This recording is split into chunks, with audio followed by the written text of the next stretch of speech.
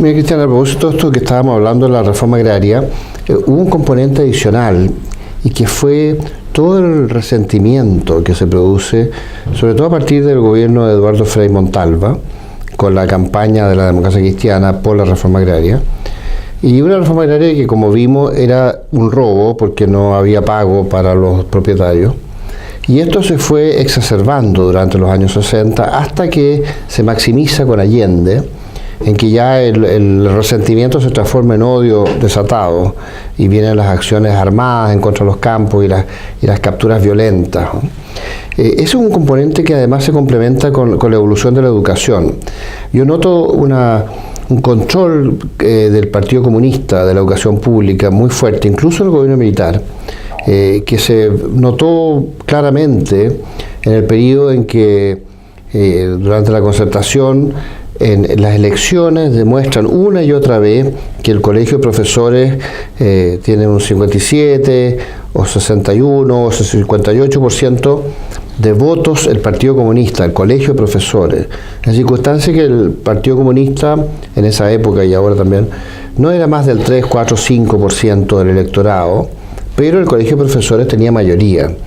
Y esa educación pública es la que promueven estos profesores manejados o orientados por el Partido Comunista a este resentimiento en los niños y este odio que nosotros vemos recurrente en la historia de Chile. Por eso es que no nos extraña que todos estos colegios públicos en el centro de Santiago, cada vez que hay una protesta, llenen de grafiti, quemen, rompan todo, tratan de quemar carabineros y se llega a los mayores extremos, una y otra vez, una y otra vez.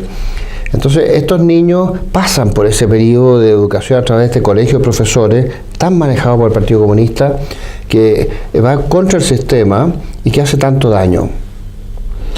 Bueno, hay varios temas en lo que tú dices ahí, yo diría. Las crisis que hubo en los 60 y en los 70 tuvieron que ver con el debilitamiento enorme del derecho de propiedad. O sea, tú usaste la palabra robo, a mí no me gusta tanto usar esa palabra porque el robo es algo que se hace al margen de la ley. Y en el caso de lo que pasó acá en los 60 y los 70 es que la ley permitió el robo. Un robo legal.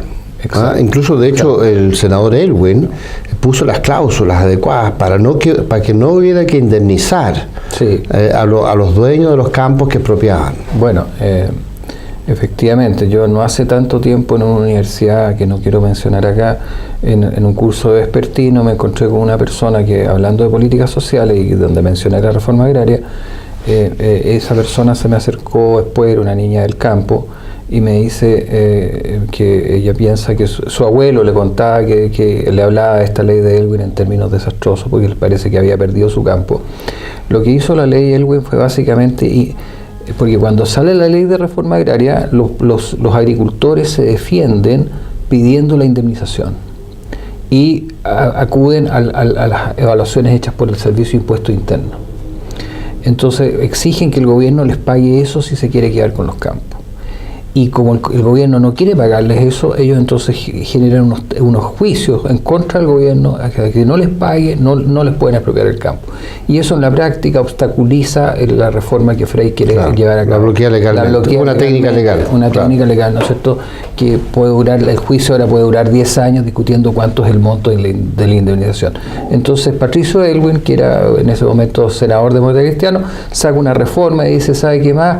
El avalúo fiscal no corre, aquí la que fija la cantidad de plata que se va a pagar es la CORA y punto. Y la CORA era el organismo que ellos habían creado para la reforma agraria. O sea, lo que hacen en la práctica es darle toda la evaluación de la adquisición del campo por parte del Estado al propio agente. Y en la práctica la CORA no paga casi nada. Exacto. Se calcula que es un 2000avo lo que pagaban, que eran unas cifras ridículas, simbólicas, por el avalúo fiscal además, que no tenían nada que ver con el bono. Pagaban en bono en un país inflacionario, ese bono en 10 años perdía casi todo su valor. Fíjate que entonces, a mí me tocó, yo tengo una familia que perdió su campo en Pirque. Mi papá tuvo que vender su campo cuando lo iban a expropiar, no es que él lo alcanzara a expropiar, pero se vio obligado a vender el año 63 su campo justo antes que llegara Frei, porque había esta expectativa de que o llegaba Allende o llegaba Frei, y cualquiera de los dos iban a expropiar, y por razones políticas mi papá había sido el fundador de la comuna de Pirque, había sido 3 veces alcalde, en fin, y había sido presidente de la Cámara de Comercio, en fin, director de la Sociedad de Exportadores e Importadores. O sea, tenía un rol como gremial, que tenía un efecto político. Entonces, era un blanco político, tanto para la izquierda como para la democracia cristiana. Papá al final remató el fondo, no le pagaron nada porque los campos que iban a expropiar nadie los quería comprar.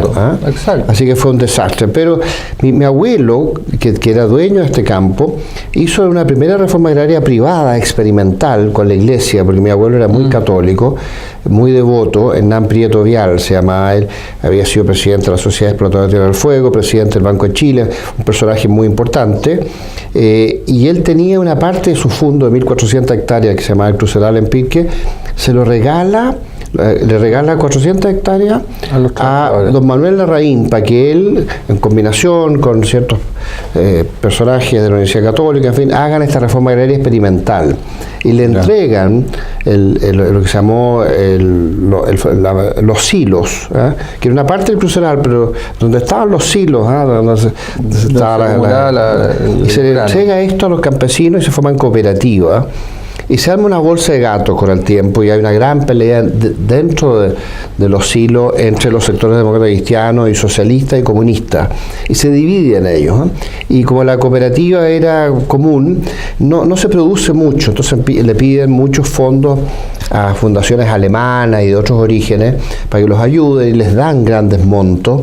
Sin embargo, la producción siempre es relativamente baja. Algunos producen el 97%, por decir una cifra cualquiera, no produce nada. Hasta que Pinochet les divide estas cooperativas y les entrega tierras individuales a determinadas familias. Y ahí sí algunas familias empiezan a producir porque son los dueños. El que se levantaba en la mañana y trabajaba todo el día ganaba lo mismo que el que se quedaba durmiendo en la cooperativa. Pero cuando era propiedad individual, el que trabajaba rendía y el que no trabajaba perdía. Pero con el tiempo, estos lotes de 7 hectáreas ellos las fueron vendiendo. Finalmente, ellos pierden, la gran mayoría pierden estas tierras. Creo que queda 1 o 2 todavía con algún pedazo. Pero sobre el 90% vende. Entonces, se produce un ciclo que dura como 60 años, entre que parte esto y el final, en que finalmente ellos venden todo. Y 60 años de baja producción, donde ellos viven de la caridad de las fundaciones internacionales, donde hay mucha politización y donde solamente se produce una cierta producción cuando Pinochet les da tierras individuales.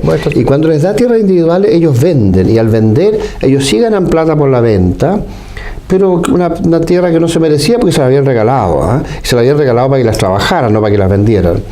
Entonces es muy curioso porque a mí me tocó una experiencia personal en la familia muy negativa respecto a la reforma agraria y respecto a sus resultados. Bueno, 2 puntos. Uno, esa entrega de tierra es probablemente una idea de los Chicago Boys. ¿Ya? Es una de las cosas que para valorar la propiedad privada. Es que, mira, no es que en la Universidad de Chicago de esa época, porque no sé cómo está ahora, fueran devotos de la propiedad privada o fueran gente de fiducia o cosas por el estilo, o le dieran un valor religioso, sino que simplemente la economía teórica reconoce, y esto incluso hasta el día de hoy en los textos como el Principios de Economía de Mankiw, que no es profesor de Chicago, te dice claramente que sin propiedad privada no hay funcionamiento económico, simplemente. Claro. La única alternativa... No hay incentivo. Claro, si no hay propiedad privada, si nadie tiene propiedad, la única forma que tú puedes organizar la producción es que todo sea del Estado. Y el Estado tiene a su vez otros problemas, ¿no es cierto? Entonces, si tú quieres que las tierras funcionen, que las empresas funcionen, que la locomoción funcione, tienes que tener algún tipo de propiedad. ¿Ya? Porque si las cosas que son de todo y que no son de nadie, nadie las cuida ni nadie las hace funcionar. ¿Ya? Por lo tanto, la reforma agraria siempre fue una mala idea. Claro. Además, fue una mala idea, digamos, con un mal diagnóstico, porque el problema del campo chileno no era que produjera poco, sino que los precios eran muy malos. Claro. ¿Ya? Estaba artificialmente fijado hacia la baja. Exacto, era un mal diagnóstico y la solución era aún peor que la enfermedad, es decir, quitar ya. Es una reforma motivada por la emoción y por la ideología de los que la inventaron. Y el promover el resentimiento, Puede ser, eso no quiero. Porque antiguamente la relación entre patrones e inquilinos era muy cercana, era como una familia, y había una cierta responsabilidad de los patrones de cuidar a su gente, de ayudarlos en todo sentido, y una cierta lealtad de los inquilinos hacia su patrón. Y frente a eso se mete esta ideología del odio, sobre todo del PC, del Partido Comunista, también del Partido Socialista, y también de la democracia cristiana, que promueve mucho el resentimiento. Bueno, eso es la parte política. Un gran factor de división en Chile. Te quiero decir que técnicamente hablando el resultado fue nefasto, ¿no es cierto? Sí.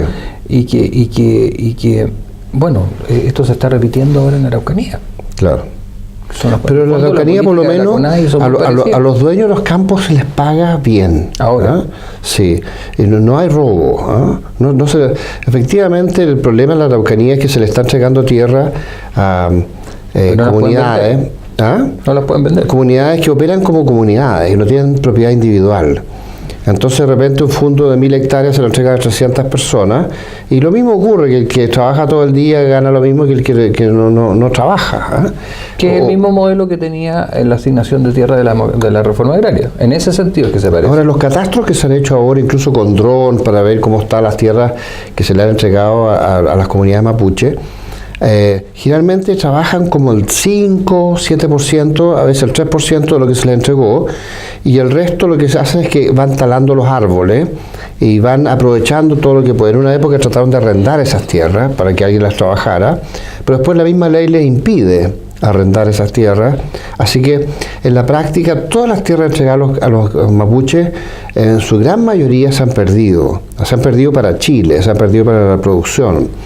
Y todo ese esfuerzo de siglos que hicieron los privados de invertir, de hacer acequias, de ordenar, de hacer cercos, de manejar, los árboles y las cosechas, las bodegas, todo eso se ha ido perdiendo. Y los que todavía tienen campos tienen además este temor, de que van al campo y de repente le botan un árbol delante, tratan de retroceder, le botan un árbol detrás, le disparan por los lados. Entonces los tipos se asustan y dicen, bueno, yo tengo que sacar a mi familia. A veces los campos quedan muy lejos de las ciudades principales. Entonces ya está el dueño del campo solo, sin las señoras, sin los niños, y ya no es lo mismo. Hay que arrendarles algo en la ciudad, hay que poner otros colegios. Después hay el problema de que como él no puede cultivar y después cosechar, porque le pueden quemar el cultivo, o incluso en la cosecha le pueden quemar la cosecha, entonces no hay incentivo para invertir en lo que le queda. Obvio. Entonces él trata de que alguien le compre el fondo y se lo entregue a los mapuches, porque es la única posibilidad de que él recupere algunos recursos. Se ha producido un gran desincentivo para la baja de la producción, y es un drama porque paralelamente estos núcleos financiados por ONG internacionales y orientados políticamente, están creando este terrorismo creciente en que se dedican a quemar campo y se dedican a aterrorizar a los propietarios y a los sectores de los alrededores, produciendo mucha inestabilidad, y si ellos logran consolidar y generar su famoso Estado mapuche, van a dividir Chile en dos, y eso es imposible. Entonces no sé en qué momento esto se va a tener que revertir en forma brusca, porque si no esto va a ir creciendo y después va a terminar una guerra civil. Bueno, hace 3 días estuvimos en una exposición del ministro Moreno y otras personas sobre los problemas de Araucanía, y si hubo un consenso ahí es que las políticas no funcionaban. Entre todas las opiniones, claro, esto al final era muy raro que se funcionaba algo de lo que se había hecho. Sí. Y todo eso es económicamente pronosticable. Tú nunca puedes aumentar la producción por la vía de expropiar tierra, entregársela a comunidades que no tienen propiedad, comillas, promocionar, digamos, la destrucción del capital, etcétera. Claro, porque si las comunidades indígenas tú le dieras propiedad privada, o los trataras como en igualdad de condiciones con el resto de los chilenos, no los trataras como niños, no les impidieras vender, no les impidieras hipotecar, no les impidieras pedir un crédito, no les impidieras arrendar por último. Obviamente que es muy poco lo que ellos pueden hacer con esos campos también, ¿te fijas? Exacto. Bueno, ahí está la ideología. Claro. ¿Te fijas? La ideología que desconfía del individuo, que desconfía de la acción económica personal, que desconfía de los mercados, que solamente cree en el Estado, en la regulación, en qué sé yo, en las comunidades, ¿no es cierto? Una idea utópica, ¿no es cierto?, de que la gente vive como junta, en una casa propia, en una casa común. Usa mucho ese concepto de la casa común. Sí, las cooperativas y lo colectivo. Y todo esto, fíjate que al final, todo esto es no creer en la mano invisible. Claro. No creer en la realidad de la oferta y la demanda y el mercado, ¿ya? No creer lo que dijo Smith. Y no creer en la naturaleza humana verdadera. Exacto. Claro. Exacto. Sí. ¿Ya? Es un ideologismo que yo te diría que proviene ya de... Porque nosotros somos a fin de cuentas receptores de todas las ideas que corren por Occidente y ahora parece que Oriente también, con los chinos. Pero en Occidente siempre hemos sido receptores de todo. Entonces nos llegó acá el socialismo, Fabiano, el comunismo. El comunismo es una creación occidental, ¿no? Karl Marx, Engels. Exacto. Y esto, el utopismo de la Revolución Francesa redituado. El canciller Ampuero, cuando se dedicaba todavía a escribir columnas del Mercurio, definió a la izquierda chilena muy correctamente. Dijo, leninistas y jacobinos. Sí. ¿Y qué es lo que son los jacobinos? El grupo que hizo la Revolución Francesa en Francia. Ahora, volviendo a la Araucanía, curiosamente, los araucanos, los mapuches en general, votaban mayoritariamente por el gobierno militar. Exacto. En el plebiscito, en la elección, y en general son de derecha. Y esto le molestó mucho al gobierno de Aylwin, y cuando le tocó en los años 92 los 500 años del descubrimiento de América, se armó toda una campaña organizada por ONG internacionales para promover esta leyenda negra en contra de España y la conquista, la colonia, sin reconocer todas las grandezas del Imperio Español y el hecho de que si hay indígenas en América es porque los españoles los toleraron y se mestizaron con ellos, a diferencia de los anglosajones que muchas veces los desplazaron, en el siglo XIX eliminaron a muchos, los metieron en pequeñas reservaciones y en el fondo les quitaron el territorio a los indígenas en Norteamérica y en Canadá. Sí, en ese sentido es mucho más fantástico lo que hizo España y lo que se hizo acá. Pero ellos reinterpretan la historia tergiversando. Ahora los mapuches se desarrollaron muchísimo con el gobierno militar y reconocían este liderazgo de Pinochet personal, incluso lo nombraron jefe máximo, y tenían una gran cercanía con él. Ellos en general les gusta el ejército, los araucanos, los mapuches sueñan con ser carabinero o hacer servicio militar, en fin. Así que la idea era romper ese vínculo que existía entre los mapuches y el gobierno militar o no sé si los grupos nacionalistas o de derecha, no sé cómo, o los grupos independientes que no son ideológicos de izquierda, a través de crear este conflicto artificial que se ha estado viendo hasta ahora. En todo caso, lo que quería decir yo es que esos son temas políticos, son más que económicos. Claro, lógico. Las complejidades sociales. Claro. Calificar intenciones también es complicado. ¿Qué es lo que realmente querían hacer cuando empezó este problema de los grupos reivindicacionistas en la Araucanía? No sé. Pero mira, se toman un campo y Aylwin, en vez de usar la ley, va y les compra ese campo. Se toman 3 campos y les compra los 3 campos, después eran 7, después eran 9, 16, 27 campos y se los compra y se los entrega. Entonces había un incentivo perverso para la violencia. Eso significa que ellos los apoyan. Y para el desorden que fue después creciente. Sí. Y para todo el caos que estamos viendo hoy día. Y con esta esquema gigantesca. Porque se habla, no, es que los mapuches están promoviendo el orden ecológico. Bueno, pero ¿cómo queman toda esa zona? Los mapuches, la gran mayoría están en contra de esto. Son estos grupos minoritarios manipulados por ONG internacionales y por el PC y por otros grupos para crear este caos. Bueno, en ese sentido es que yo decía que esto se parece a la reforma agraria, porque en la reforma agraria partió igual. También hubo agitación, también hubo un tipo diciendo, mire, ¿sabe qué más? No aguantamos más, tienen que expropiar el campo, qué sé yo, que este señor es un abusador. Eso se vio, y la técnica, ¿no es cierto?, de promover la violencia como paso previo a un cambio, es una cosa que la democracia cristiana utilizó en el gobierno de Frei, no solamente en los campos, también lo usó en la Universidad Católica de Chile en 1967, ¿ya? Sí. Cuando un grupo de estudiantes promocionados por ellos, y entonces ahora los carabineros, en vez de sacar a los que ellos se han tomado la universidad, los defendieron. Claro. Claro. Los defendieron, y eso generó la partida de la UDI, ¿no es cierto?